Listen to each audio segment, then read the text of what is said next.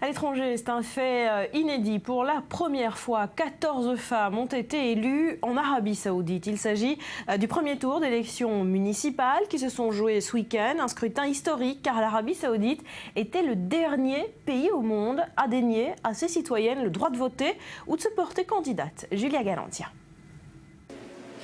Pour la première fois de leur histoire, les Saoudiennes ont participé à une élection dans leur pays. Le troisième scrutin municipal organisé dans le royaume, après ceux de 2005 et 2011, était ouvert aux femmes, non seulement comme électrices, mais aussi comme candidates.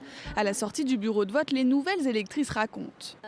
Je suis très heureuse que les femmes montrent ce qu'elles savent faire en prenant part aux élections et en contribuant au développement de la nation.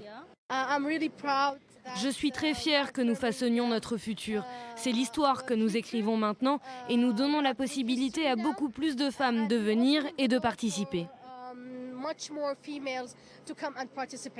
1 300 000 électeurs et 130 000 électrices devaient choisir entre 6 000 candidats hommes et 1 000 candidates femmes. Des chiffres très bas rapportés aux 20 millions de Saoudiens. Tous briguaient un siège dans les 284 conseils municipaux, des assemblées au pouvoir limité qui sont les seules dans le royaume à être composées de représentants élus. Autre première historique, 2 Saoudiennes ont été élues pour siéger dans des conseils municipaux. 2 élections municipales ont eu lieu et c'est la première fois que les femmes ont le droit d'y participer.